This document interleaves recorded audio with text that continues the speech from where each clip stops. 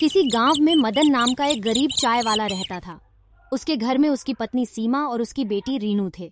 रमन गांव में ही चाय बेचता था। इसी से उसका तथा परिवार का खर्च बड़ी मुश्किल से चल पाता था। शाम को मदन जब घर लौटता तो रास्ते में एक नदी बहती थी जिसमें रंग बिरंगी मछलियां रहती थीं। उन मछलियों को वह आटे की गोलियां खिलाया करता था। ऐसा करने से उसके मन को बड़ी शांति मिलती थी और मछलियां भी उससे खुश रहती थीं। गरीबी के कारण मदन अपनी बेटी रीनू के स्कूल की फीस भी बहुत मुश्किल से भर पाता था। एक दिन रीनू स्कूल से रोते हुए घर आई।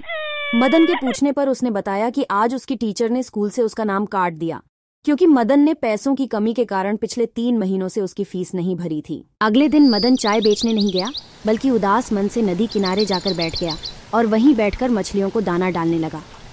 जब वह वापस जाने लगा तो उस नदी से एक सुनहरी जलपरी निकली और मदन से बोली कि क्या बात है मदन, आज तुम उदास लग रहे हो। मदन उस जलपरी को देखकर हैरान हो गया।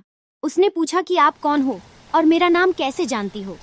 जलपरी ने कहा, मैं एक जलपरी हूँ और मुझ में कुछ जादुई शक्तियाँ हैं जिससे मैंने तुम्हारा नाम जान लिया।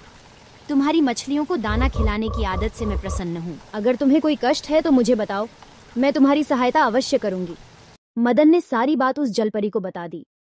जलपरी ने कहा, मदन कल तुम सूरज निकलने से पहले यहाँ आना। मैं तुम्हें सोने के सिक्कों से भरा थैला दूंगी जिससे तुम अपने परिवार का खर्चा अच्छे से उठा सकोगे। ये सुनकर जलपरी वापस नदी में चली गई। अगले दिन सूरज निकलने से पहले ही मदन नदी पर पहुंचा। तभी वहां जलपरी प्रकट हुई और उसने मदन को सोने के सिक्कों से भरी एक थैली दे दी। मदन ने जलपरी को धन्यवाद दिया और मछलियों को दाना खिलाकर वापस अपने घर चल दिया तथा उस थैले को उसने एक सुनार को बेच दिया जिससे उसे बहुत सारे पैसे मिले। सबसे पहले मदन ने अपनी बेटी के स्कूल की फीस भरी जिससे कि वह वापस अपनी पढ़ाई शुरू कर सके। कुछ महीने के बाद मदन ने उन पैसों की मदद से एक छोटा सा होटल शुरू कर दिया। उस होटल से उसकी आर्थिक स्थिति अच्छी होने लगी तथा उसने एक पक्का मकान भी बनवा लिया। मदन ने सोचा कि अब उसके पास अच्छा खासा धन हो गया है। अब वह जलपरी को धन्यवाद करके सोने का थैला उसे वापस कर देगा क्योंकि अब वह मेहनत से व्यापार के द्वारा अपने परिवार का खर्च चला सकता है। ऐसा सोचकर वह रात को जल्दी सो गया। उसी गांव में रमेश और सुरेश नाम के 2 व्यक्ति रहते थे। वे मदन की सफलता से ईर्ष्या रखने लगे कि वह इतनी जल्दी कैसे धनी व्यक्ति बन गया। किसी तरह उन्हें सोने के सिक्के वाली बात पता चल गई। अब तो रमेश और सुरेश ने एक योजना बनाई कि कल जब वह नदी के पास जाएगा तो हम उससे सोने के सिक्कों की थैली छीन लेंगे। योजना के अनुसार दोनों ने मदन का पीछा किया और नदी के पास ही एक झाड़ी के पीछे छिप गए।